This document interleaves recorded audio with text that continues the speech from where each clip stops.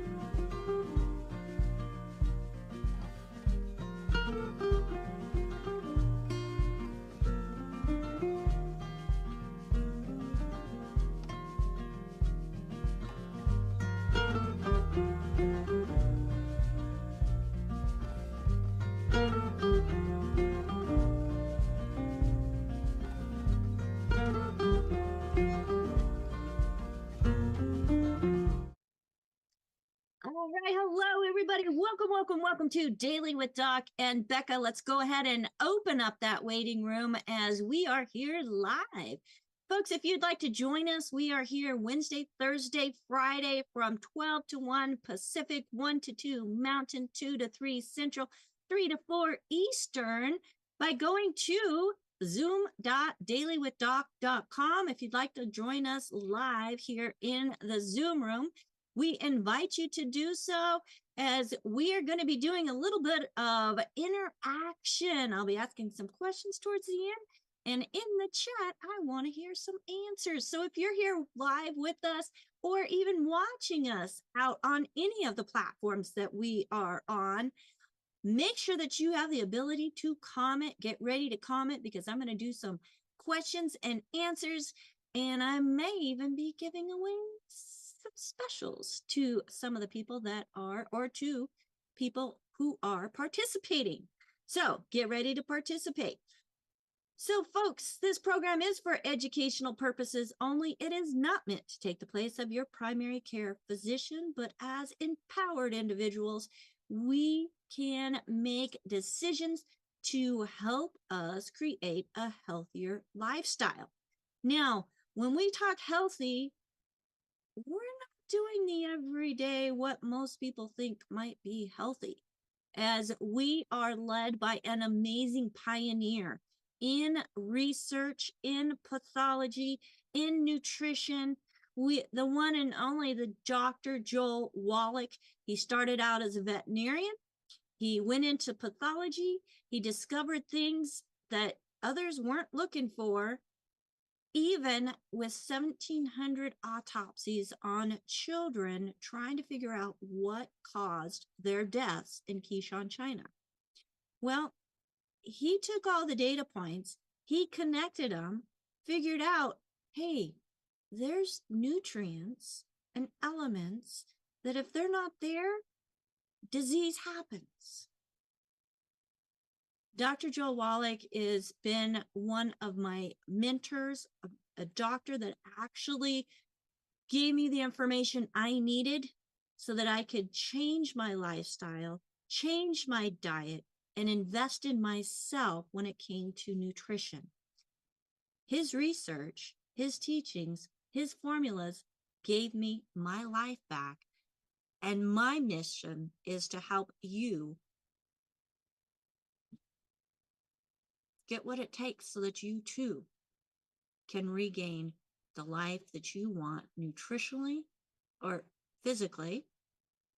But then for those of you who want to go beyond just being able to keep it to yourself, financially as well.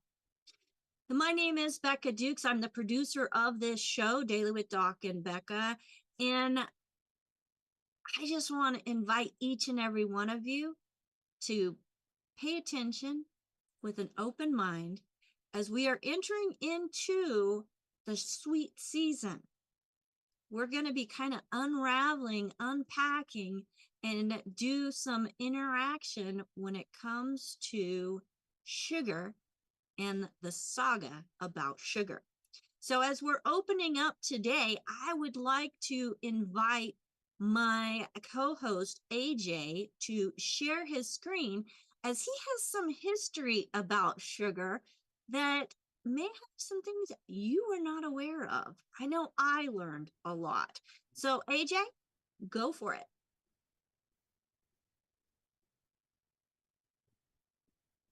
Please share your All screen. right, everybody. So welcome. And I'm gonna share this presentation with everybody. And I'm hoping that you like it. It is might be No, a tough, AJ, there's no hope about it. They're gonna love it. It's well, pretty cool. it might be a bitter pill to swallow. So let's see. You all ready? Let's go. You know that humble sugar cube you might drop in your coffee, that little spoonful in your tea? It seems so simple, so everyday. But what if I told you that inside that tiny, sweet crystal is a story that spans centuries? A story that connects our brains, our bodies, our morality, and even the very foundation of the modern world. So let's dive in.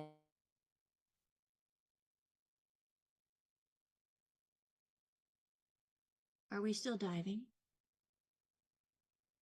Uh-oh, AJ froze. He'll be back.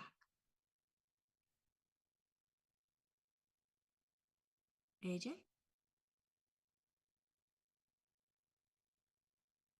Well, see, I wanted to hear this presentation first before I went into my presentation. There we go. We are back. Affects us right here, right now. Modern science is giving us this startlingly clear picture of what a lifetime of sweetness really does to our biology. And this is where it gets really fascinating. A recent study looked at mice that had access to sucrose, table sugar, for a long time. And it wasn't just about them gaining weight, though they did. It actually led to persistent hyperactivity and made it harder for them to learn new things. It even reduced the growth of new brain cells in the hippocampus, which is just crucial for memory. I mean, the researchers are basically saying that over a lifetime, sugar can act a whole lot like a drug of abuse. And this isn't just happening in a lab, right? It has huge real-world consequences. This number you see here, 80 to 130 milligrams per deciliter, that's the target blood sugar range for diabetic patients in a public health program in Thailand. It's a constant, delicate balancing act. It kind of shows you how our entire healthcare system is now geared towards managing the fallout from a substance that's, well, it's everywhere in our diet. But this whole obsession with what sugar does to our bodies, it's not new. We just have better tools to measure it now. To see the long-term effects of sugar on a whole population, we don't actually need blood tests. We can just look back in time, into the archaeological record. And wow, does this slide hit that point home? Researchers in Finland compared skeletal remains from two different eras.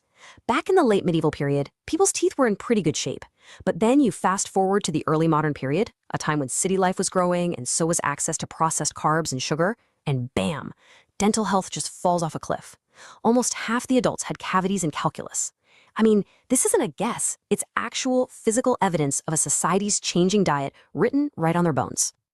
Okay, so we've seen the physical side of things both today and way back when, but that brings us into a powerful set of social and moral ideas. So there's this really key idea sociologists call healthism, and the gist of it is this. Your health isn't just your health. It's seen as your moral duty. A healthy body becomes this outward sign of self-discipline, of being a good person. And in that way of thinking, suddenly skipping that donut isn't just a diet choice. It's like you're a better person for it. And you see this mindset absolutely everywhere, right? This quote is from a huge healthy food blog, and it's just the perfect example of healthism in action. It makes a happy life seem like this simple equation you can solve. The hidden message here is, if you're not happy and healthy, well, that's on you. It's a personal failure. You just didn't follow the formula. And this isn't just a hunch, It's a documented cultural thing. Researchers actually did the detective work. They dug through more than 500 posts from 50 of the top food blogs, looking at the language they used. And what did they find? Over and over again, this core message: your health is your own individual moral project. So all this pressure to make the right choices when we shop, it feels so modern, doesn't it? Well, it's not. In fact, the very first mass consumer boycotts, the first time people tried to vote with their dollar, it wasn't about organic kale or local honey. It was about sugar. So just look at this timeline for a second. Back in the 1790s, the anti-slavery movement was picking up, and people started boycotting sugar made by enslaved people. This created a whole new market. Entrepreneurs jumped on it and created free-grown sugar. For decades, you could actually walk into a shop and make that ethical choice. But then, in the 1840s, that choice just vanished. I mean, the choice was really stark. You could buy the cheaper, common sugar from the slave plantations, or you could pay more for free-grown sugar from places like India. Sound familiar? It's pretty much the same ethical dilemma we face today with things like fair trade labels. It made people look right at the human cost of what they were buying every single time they went to the store. But to really get why that choice even existed and why it went away, we have to peel back the final layer of this story. And, well, this is the brutal reality that the entire global sugar empire was built on. So this quote, "Merry as we can be," get this, it's from a children's book from 1823, a pro-slavery children's book. It was part of this whole campaign to convince kids and their parents that making sugar was a joyful job done by happy, willing workers. This was straight-up propaganda, designed to make consumers feel good about what they were buying. But the abolitionists? Oh, they had a very different story to tell. A powerful, horrifying one. They didn't see sweetness. They saw a product just soaked in human suffering. And they gave it a new name: blood sugar. And they didn't just mean that metaphorically. They latched onto this really gruesome detail of how sugar was made, that huge amounts of animal blood were used to make it white. And they drew a direct line from the bullock's blood in the vat to the blood of the enslaved people in the fields. They made the connection so direct, so shocking, that their message was simple: eating this sugar is like an act of cannibalism. And this right here, this data shows you just what they were up against.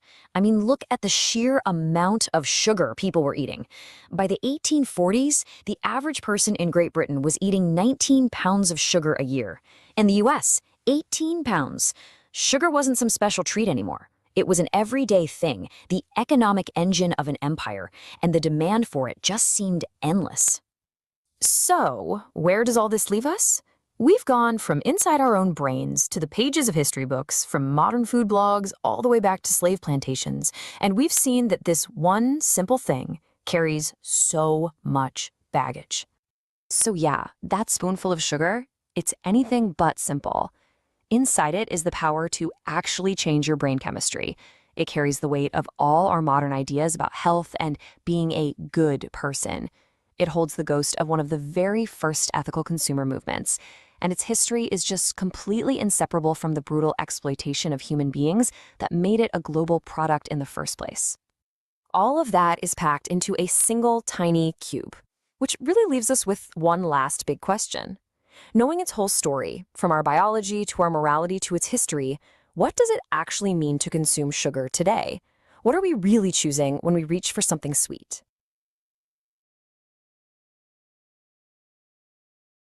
All right. Thank you so much, AJ, for putting that together. Kind of a little history of sugar, which much of it, I'd say 75% of that, I did not know.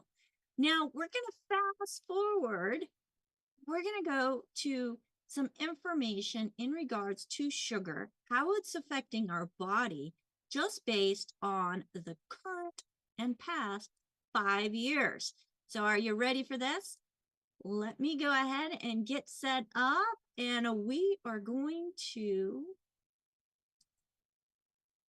come over here, as it is time to test your knowledge. So as we're going through looking at the current information, according to the American Heart Association, and I want to see your comments, with the answer, what you think it is. What is the recommended daily limit of added sugar for women? Okay, so based on the slide we just saw, in Britain, they were consuming 19 grams of sugar a day. In the US, it was 18 grams of sugar. So I've got a couple comments here. We got Sherry with 8 teaspoons. And so I don't have the conversion of teaspoons to grams. So let's see. Sherry, do you know that? Can you get that for me? What do you think for women? For women, you might be surprised. All right, 5 grams per 2 teaspoons. So that's like Britain was doing almost 8 teaspoons? 8? Yeah, almost 8 teaspoons per day. Well, let's see what they say today. It is recommended to limit up to 25 grams, which is about 6 teaspoons per day. So we've got a little bit of change, haven't we? Let's go to the next question. What is the American Heart Association's recommended daily limit of added sugar for men? So do we think that it's the same for women, less for men, or more for men? Anybody? Okay, so Sal says more. Marilyn says more. Bruce, what do you say, my friend? Mickey, what do you say? So Bruce is saying 20 grams. And what do they say? On an ingredients list, sorry about that. There we go. Recommended up to 36 grams. What you want to limit it, okay? We're going to talk about limits here, but 9 teaspoons per day. Can you imagine, based on the information we just saw with the late 1800s, early 1900s, they were consuming half that amount per day. What does that say about today's society? And when we look at the different types of diseases that they experienced then to what we're experiencing now, I think maybe we need to limit some sugar. Just my thought. Okay, so on an ingredients list, what common word ending in a clue is that ingredient is an added sugar? So there's clues. Whenever we're looking at an ingredients list, there's this ending on the word that kind of gives us a clue that it is a form of sugar. Anybody know what that is? OSE. Very good, Sal. Very, very good. And the answer, OSE, such as fructose, sucrose, maltose, and dextrose. Next question. Besides words ending in OSE, what other major clue on an ingredients list indicates an added sugar? Anybody know? The ingredient has syrup in its name, such as corn syrup or rice syrup. Now, which herb known as a sugar destroyer is noted for curbing sugar cravings and enhancing function of insulin-producing cells? I want to know how many people know this answer. Okay, so AJ says cinnamon. Anybody else have an educated guess? Nutmeg from Maryland. Well, let's go ahead and see what the answer is, because sorry, folks, neither one of those is correct. Oh, Marilyn says pumpkin. That's not it either, my dear. Now, whoever can say this, you get a prize. So this is an herb that is used to help the body metabolize sugar, keeping it from being absorbed into the cells, pushing it through the system. and that is Gymnema sylvestre. So what is the proposed mechanism of action for fenugreek seeds in controlling glucose? They contain soluble fiber, which aids in glucose control. So that's fenugreek. Remember that, folks. And how does bitter melon assist in blood sugar management? Anybody know? Oh, I heard Sherry. I see Sherry's face. Like, I don't know that. Well, it contains compounds that mimic insulin and help transport glucose into the cells. Next. So there's berberine is a common compound found in plants like golden seal. It can help lower blood sugar levels by activating what? A protein that plays a key role in energy metabolism. What is that activating blank? AMPK, which is activated protein kinase. Next, what is the active ingredient in turmeric that may improve insulin sensitivity and has anti-inflammatory properties? I know there's a lot of people that know this one. Curcumin, that's right. Curcumin. Good job, Albert and Sherry. Good job, good job. Now, which herb is shown to improve insulin response and is often consumed as a tea for an afternoon energy boost without a crash? Any guesses? See, I'm checking over here for YouTube. I've got the here inside the Zoom. Let's see.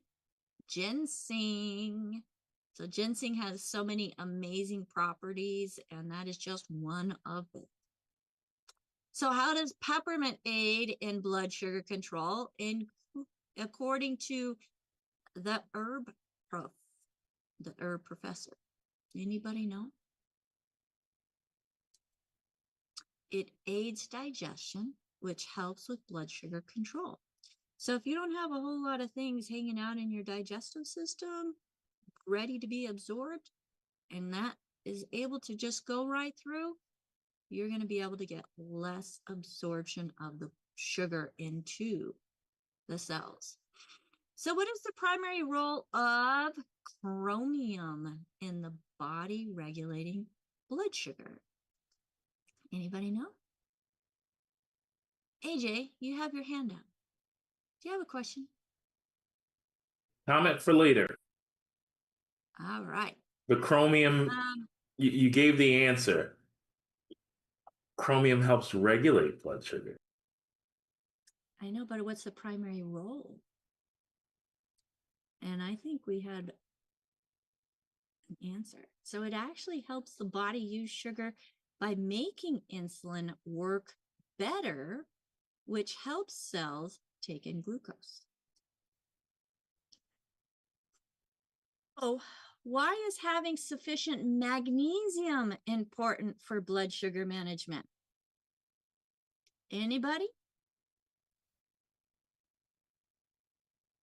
Magnesium is another one of those amazing 90 essential nutrients. And it's because magnesium helps insulin do its job and aids in sugar utilization. A deficiency is common in people with high blood sugar. So if you've got blood sugar issues, magnesium may be one of those deficiencies that you are experiencing. And what is alpha lipoic acid, ALA, and how does it potentially help with blood sugar? Okay, ALA. I know pharmacist Ben has talked about that one. And yes, it is an essential nutrient that the body does not make. It's an antioxidant that may help insulin work better and can also ease pain from nerve damage due to high blood sugar. And a deficiency in which vitamin is linked to a higher risk of type 2 diabetes because it helps with the production and use of insulin? Vitamin D. So many things that vitamin D does within the body. And what might vitamin B12 be? A key supplement for people, or why might vitamin B12 be a key supplement for people with diabetes, especially those taking this pharmaceutical?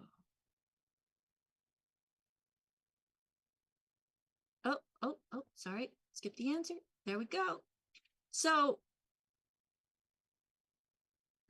B12 levels actually lowered by this pharmaceutical. And B12 is essential for nerve health and can help with nerve pain from high blood sugar. So there's this condition called diabetic neuropathy. Think about it, folks. B12 may be your missing component. And what role does the mineral zinc play in blood sugar regulation? Zinc helps with the production and release of insulin. So the FDA has approved 6 artificial sweeteners as food additives. Oh, goodness. We've got saccharin, aspartame, acylfulmane, potassium. Oh, that's all together. Acylfulmane, potassium, sucralose, neotame, and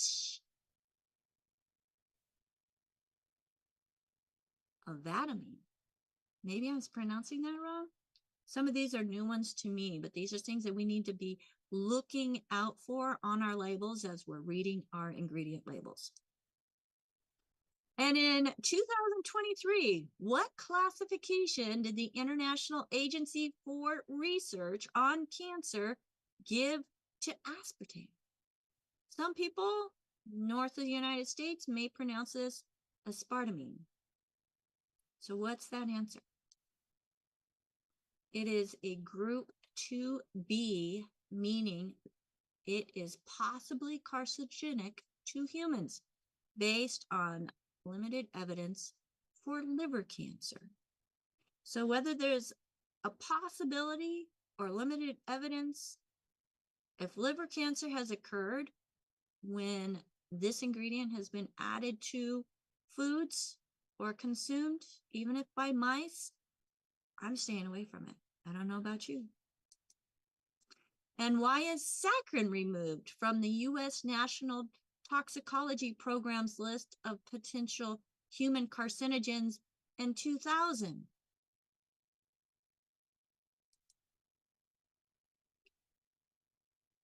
So mechanistic studies showed that the way saccharin caused bladder cancer in rats does not apply to humans. But a rat is a mammal, a human is a mammal. If it can cause cancer in one mammal, why would it not cause cancer in another mammal? Something to think about. And what did the World Health Organization, WHO, recommend in May 2023 regarding the use of non-sugar sweeteners for weight control? Now, folks, coming from a naturopathic point of view, as I am a certified naturopathic practitioner, I have worked closely with Dr. Wallach, who is a naturopathic doctor. Some of these answers may not be perfectly in line with what we believe, but something to think about. So the WHO recommended against using non-sugar sweeteners to control body weight based on a systematic review of evidence. We agree with that one. So the study by Brunel University, London, found that the artificial sweeteners saccharin, cyclamate, and acylfulmane K can inhibit the growth of which 2 multi-drug assistant bacteria?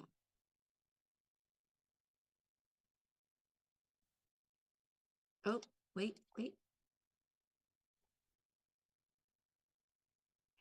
Yeah, I can't say those. But they are different types of bacteria within the digestive system.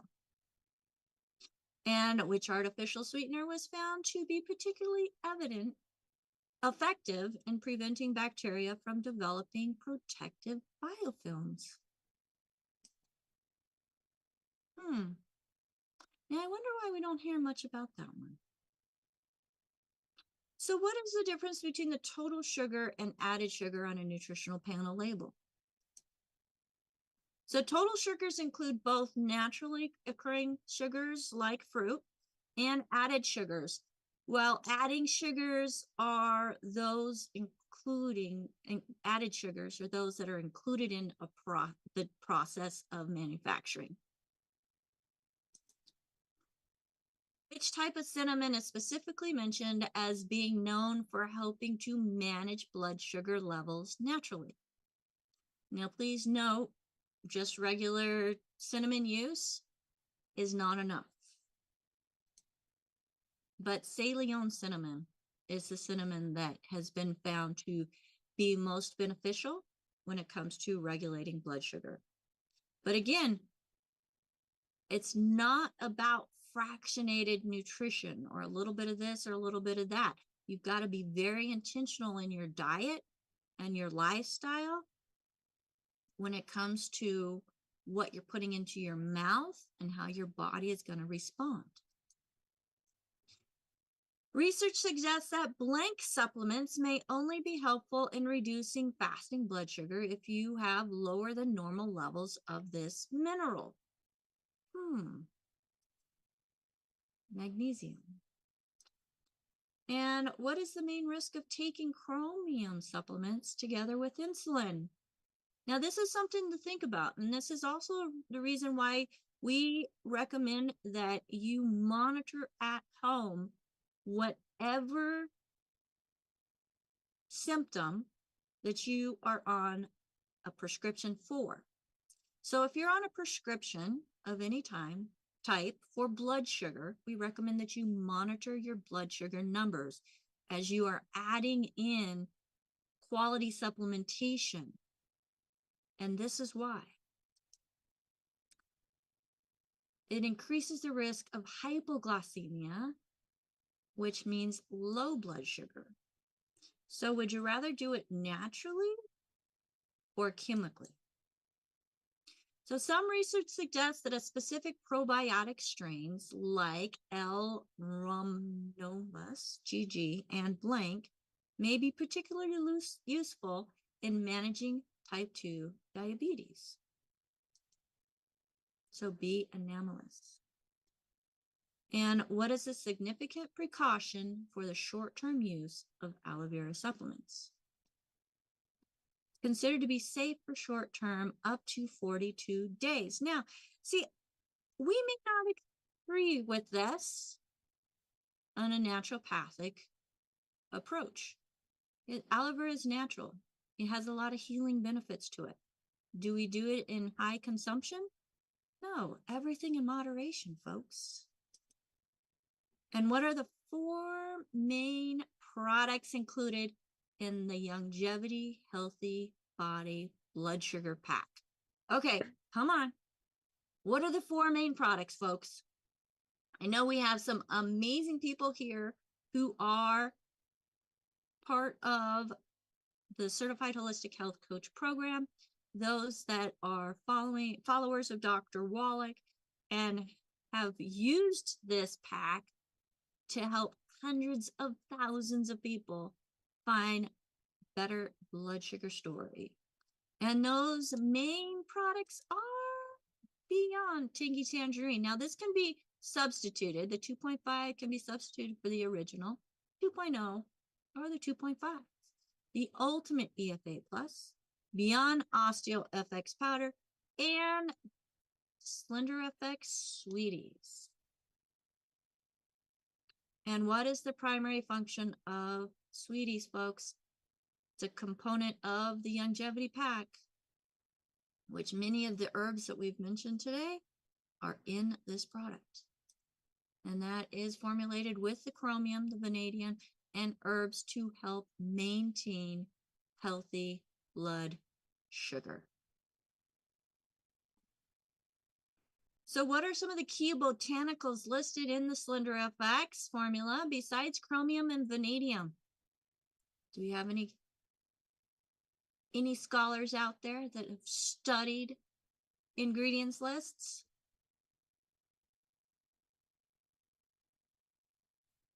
Yep, chromium, vanadium, and cinnamon bark. Okay, we were talking about cinnamon. Ginseng, we talked about that too.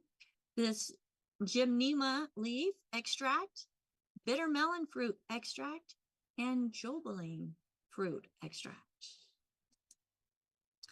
And what is the inclusion of essential fatty acids, EFAs, from fish, flax, and borage oils considered beneficial, or why are they considered beneficial for blood sugar support? Healthy fats can improve insulin sensitivity, maintain cellular membrane integrity, and modulate inflammation. And which trace mineral, less common than chromium, is included in the Slender FX Sweeties and is suggested to have insulin-like effects?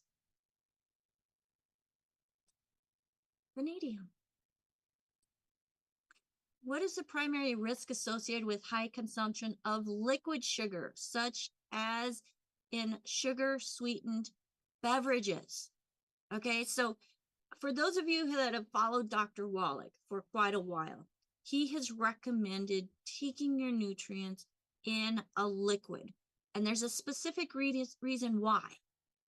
It's more absorbable. And the same goes for these sugar drinks.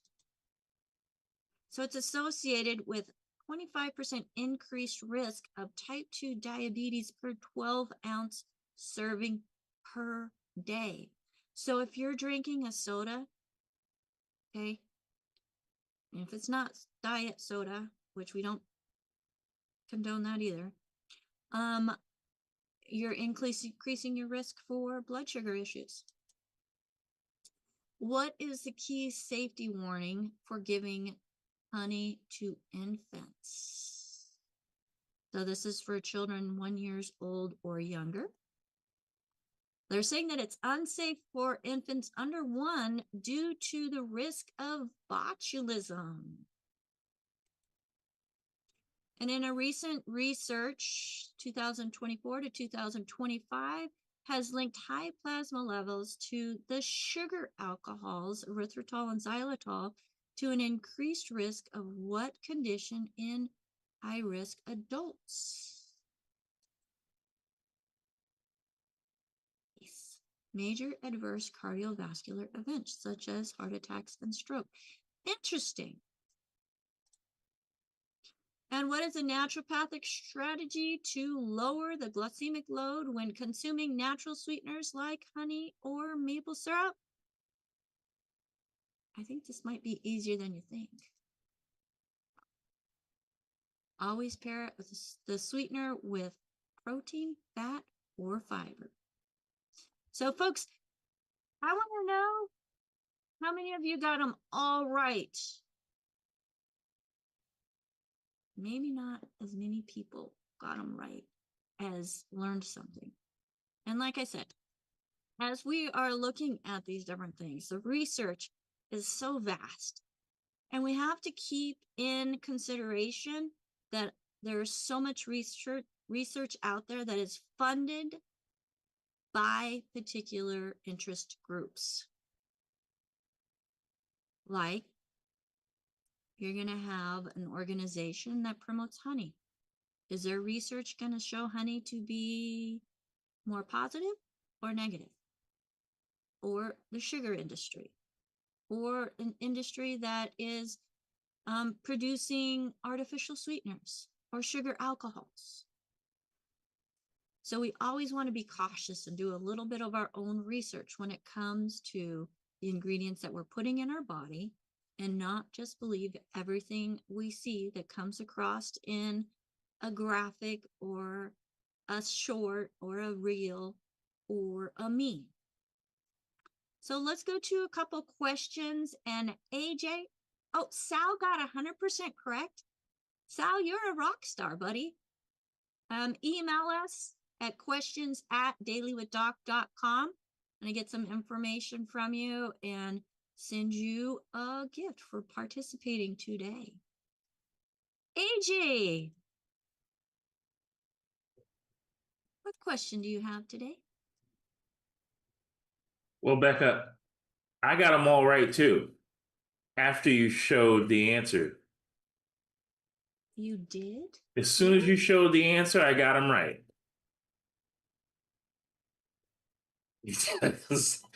I may not have agreed with all the answers, Right. based on the research for Yeah. that particular question.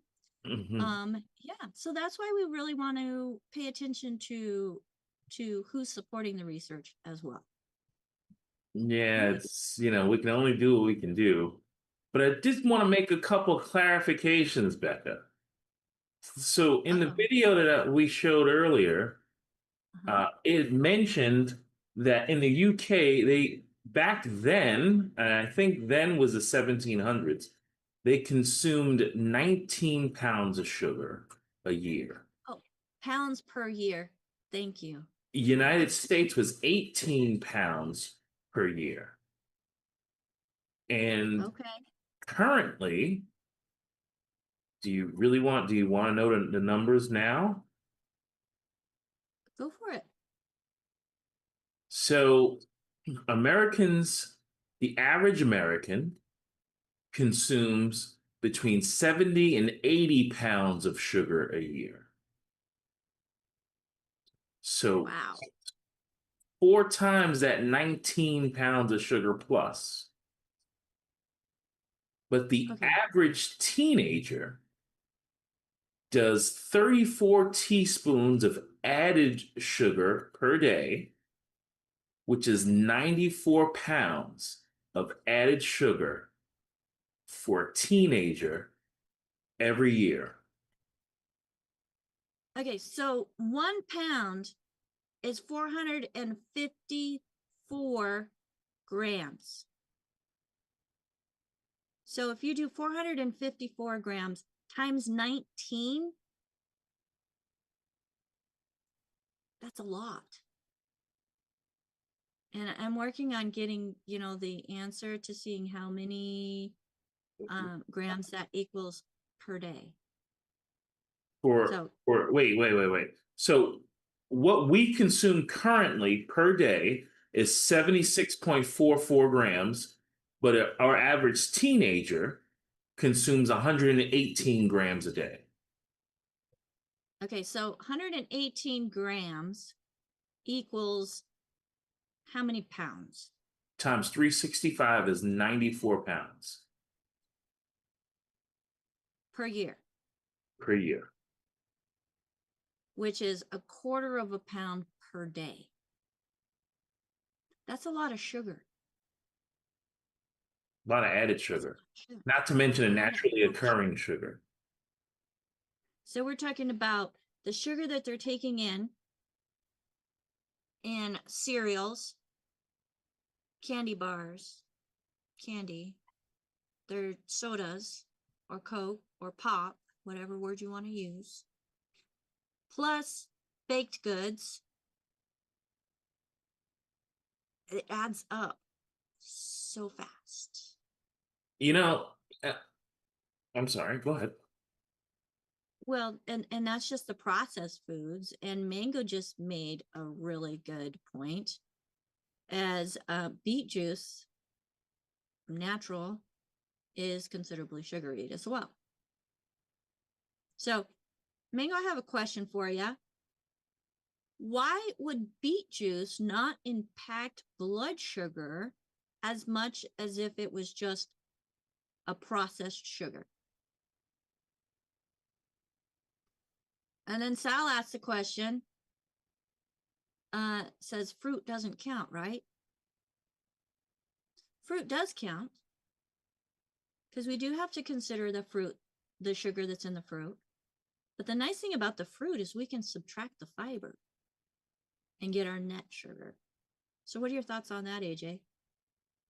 Yeah, and when you consume fruit, the benefit, as you mentioned, is the fiber, and that helps to keep the sugar out of our bloodstream. So I do appreciate when we consume fruit, but even our fruit is a lot larger than it used to be, and a lot of it has less nutrients than it used to have. So even the Mhm. fruit is kind of, it's just like everywhere you turn. But my comment that I was going to make is, it mentions that the teenagers eat so much more sugar because they're bombarded with advertisements that talk about this thing, and like they got the candy that's a worm, and then they got the sour candy, and they got the other candy, and then not to mention the good candy like the Snickers and I'm joking, but yeah, I mean, yeah, there's just soda, sugar, soda, candy, cake, bread. Everywhere you turn, there's more sugar, and you know, tomorrow we're gonna give away tons of sugar to the kids, and we're gonna say to the kids, "Here you go, we love you. Here's some poison." Um, but and then on Thanksgiving, we're gonna sit around and get some pie and cake, and then on Christmas, mom's gonna make some Christmas cookies that you can't like turn away the Christmas cookies, and then Be rude, and and right? and then on New Year's we're gonna make a New Year's resolution that we're not gonna eat any more sugar until next October. Valentine's. Valentine's. Oh, Valentine. Yeah, yeah. Then yeah. And then Easter. And then Easter. Yeah, we got yeah. So yeah, President. it sounds like a setup to me. Frankly, it appears like a setup. Yeah. And that's where we as individuals need to be empowered to, one, have the education to know how things affect our bodies. But most importantly, we were given this body, and many of us, we can consider this body as a temple. How are we going to take care of that temple? Because if we don't take care of the temple now, what is it going to be like in the golden years, where so many people are experiencing joint replacements, looking at dialysis, having to do even organ transplants? Folks, we need to be intentional in what we're putting in our body. And sugar is something that we are surrounded with. Of course, it makes everything taste better, right? That and salt. But as we're looking at what we are consuming, our food sources are null and void of everything that our bodies need in order to thrive. Now, when I talk about thrive, that's be able to get up in the morning, feel great, make it through the day without having to have multiple naps, not be hungry all the time. And as Dr. Wallach has said, when you've got this unsatiated feeling of wanting to eat all the time, it's called pica. Pica is a mineral deficiency. So we want to make sure that we're giving our bodies all the minerals that it needs each and every day. And there's not just one or two minerals. It's not a sports drink, which for many people, they don't realize electrolytes are actually minerals. And it's more than 1, 2, 3, or even 5 or 6 minerals. There's 60 minerals, whether it's a macro, micro, or trace, that the body needs to thrive each and every day. We also need B vitamins, vitamin C, magnesium, potassium, boron, strontium, phosphorus, manganese. I mean, the list includes 91 different nutrients that we need to make sure we are getting in each and every day, and not just those nutrients, but the cofactors those nutrients need in order to absorb and assimilate within our bodies. So you've got a couple choices. One, you go through about 5 or 6 different stores, you cherry pick and do fractionated nutrition, which could cost you thousands a month. And then, are they working together? Or, as we mentioned just a little bit ago, for those of you especially concerned about blood sugar, Longevity offers a product package that includes the 90 essential nutrients that Dr. Wallach found to be required to not just survive, but thrive in the Tangy Tangerine, the Osteo-fx, and the EFA Plus. So you're getting your omegas 3, 6, and 9 in that product. And the sweeties, those extra minerals and herbs that help the body be able to process sugar so that it's not just hanging out in the liver, creating a fatty liver, or adding fat to the thighs. So, folks, we recommend that, and we encourage you to get with your certified holistic health coach, your health advocate, the person that recommended you to come and watch this program, and say, hey, what can I do to create a better health journey?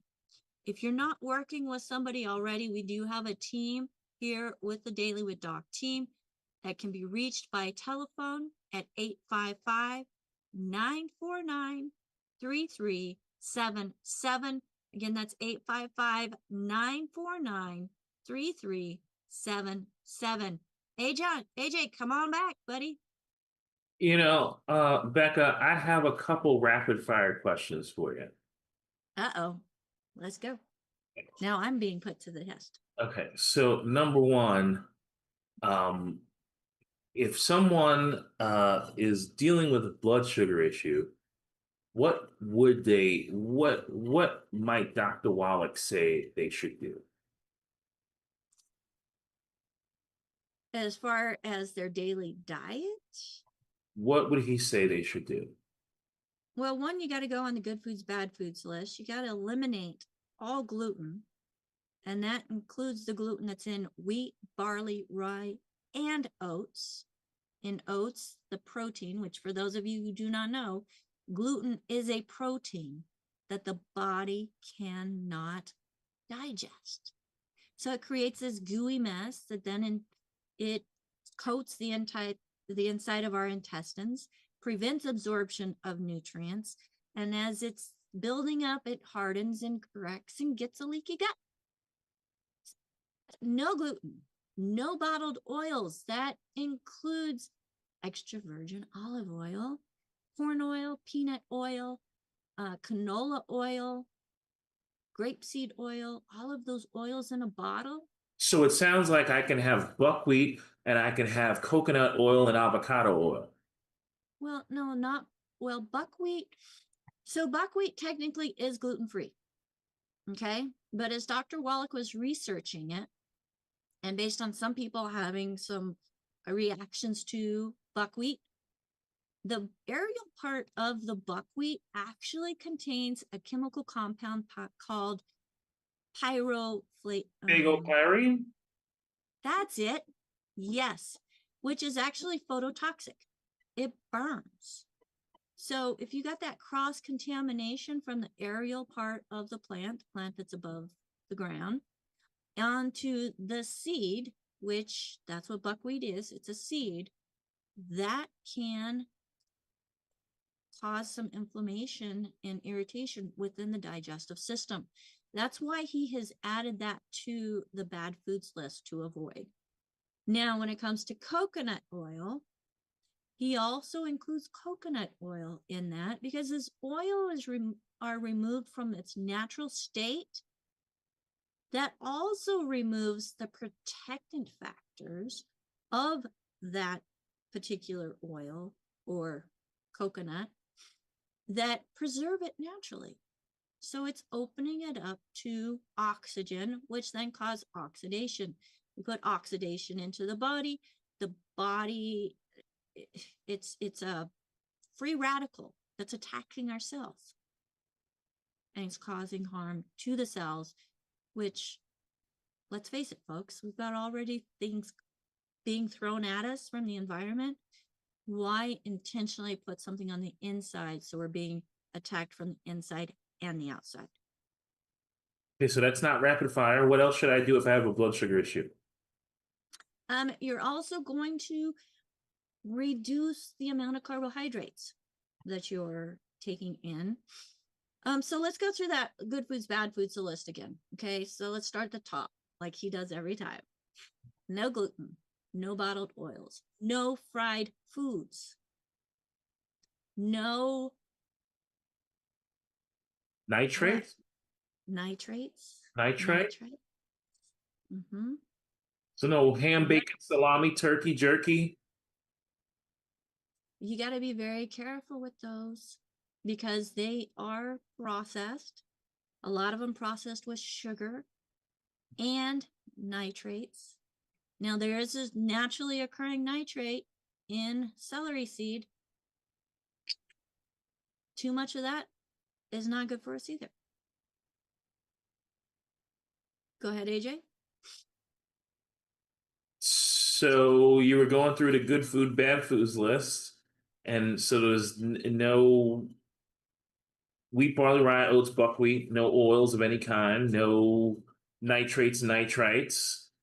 And then I think we're pretty good after that, right? What about so Matt's mentioning the baked potatoes, the skin of the baked potato, no So carbonated. so there's the skin of baked potato, and the reason why is that crispiness has carcinogens in it, which is the same reason why Dr. Wallach says no well done red meat. We don't want to overcook our meats. One, we want those proteins to still be available because that's usually what we're taking the protein or the meat in for, is for protein. But whenever we overcook it, it then reduces the nutritional value and creates acrylamides, especially if it's charred. And no carbonated drinks. So why no carbonated drinks, AJ? Well, because it neutralizes stomach acid, and we need stomach acid to break down our nutrients in our gut so that our body can absorb them properly. That's right. And also the common ingredient that's used to create that carbon in things like pops and sodas, it prevents the body from being able to absorb calcium. So it also, like AJ just said, prevents the breakdown of food for being able to absorb nutrients. It also blocks the ability for the body to absorb much needed calcium. Now, we did have a question in regards to, oh, go for it. You didn't tell the people what to do for blood sugar. Oh, You went through the good food, bad food, but you didn't tell them what they can do proactively to help manage and keep good blood sugar levels nutritionally. You mentioned it earlier we in did. your I was going to say, slides. I You mentioned it a mentioned little it in bit your ago. slides, but we need it clarified. What else can they do besides avoiding the bad stuff? You can provide your body with the nutrients intentionally that the body needs, one, to thrive, but two, to be able to utilize the sugar properly within the body. And that's with a product called Sweeties. For those of you who have extreme blood sugar issues, we add on another product called Glucogenics, which gives that extra support so the body can actually utilize and not hold on to the sugar and let it go. I'm not giving you the answer you want. So, buddy, what answer do you want? Oh, Because well, I know you. we don't need the 90 essential nutrients. We can just take the sweeties for $30 and be done with it. Is that what you're saying? No, that's why I said we need the 90 essential nutrients in the healthy body pack, and you add on the sweeties, which makes the healthy body blood sugar pack that you can find on dailywithdoc.com or through the person that shared this program with you. Well, what if I don't have enough for the healthy body start pack? Can I use something like the basic Mighty 90 in sweeties? Absolutely, the basic Mighty 90. And the one thing that I like about the basic Mighty 90 is it has a concentrated version, one of the earlier versions that Dr. Wallach and his team formulated, where it's 2 ounces of that ultimate tangy tangerine. And then you have the EFAs in that pack. Again, that's the Mighty 90. And 2 ounces, take it down. Or is it 1 ounce? Sorry, 1 ounce, 2 tablespoons. And that's giving your body, and it's recommended that you do it per 100 pounds, but that's giving your body the foundation that it needs to be able to have the nutrients for the cells to rebuild stronger and healthier with every minute. Now, the products themselves don't treat, diagnose, or cure any disease. The nutrients within them gives the body what it needs so that the body can do what it was designed to do. And that's thrive.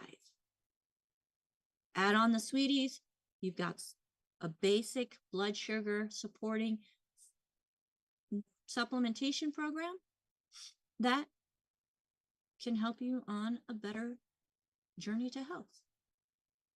So, folks, I hope that this program was educational for you, that you were able to get an idea of, how sugar came to be, how the increase in sugar has compounded over the years, but so has the disease that we see throughout the years.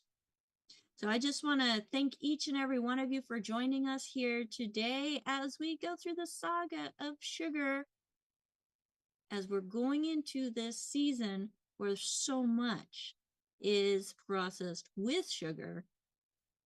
And, make sure that you follow us, as I am going to be sharing some little hacks, little ideas to help create tasty treats that do not impact the blood sugar, as so many things in today's society does.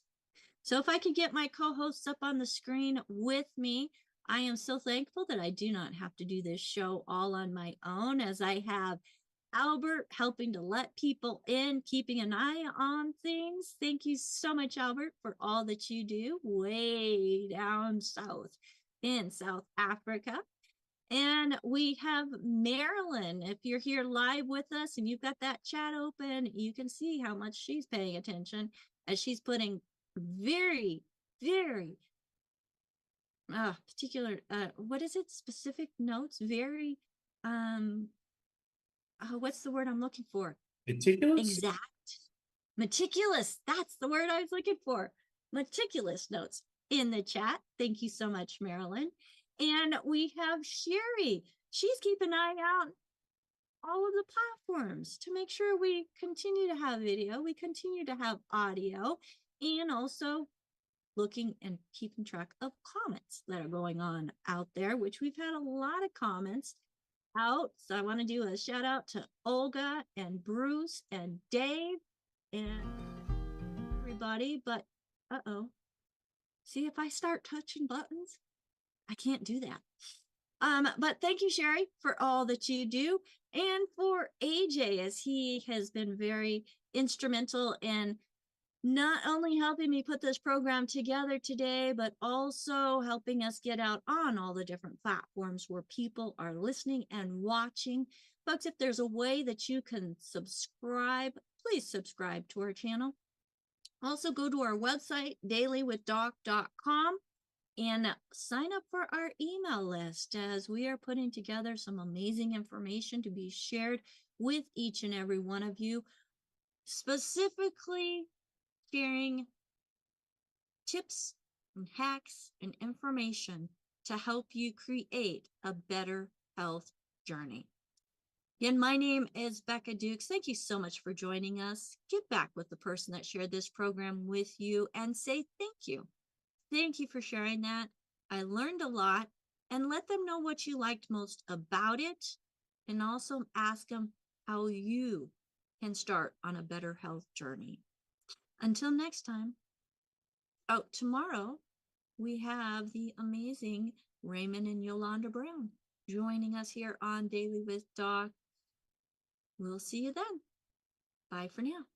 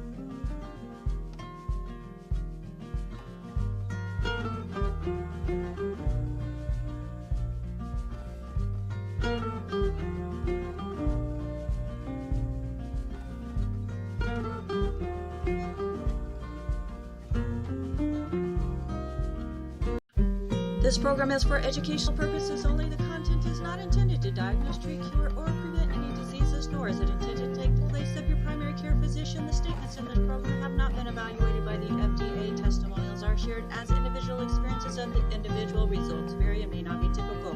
We do not make any claims regarding health or income. As an empowered individual, you do have options available. We are honored to have a founding father of the science of epigenetics guiding us with the best options to obtain or maintain optimal health. Dr. Joel Lawley.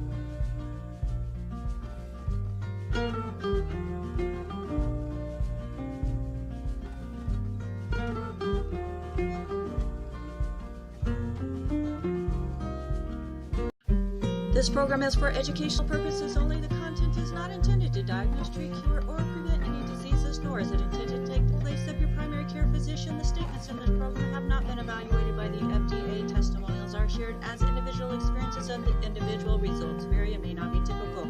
We do not make any claims regarding health or income. As an empowered individual,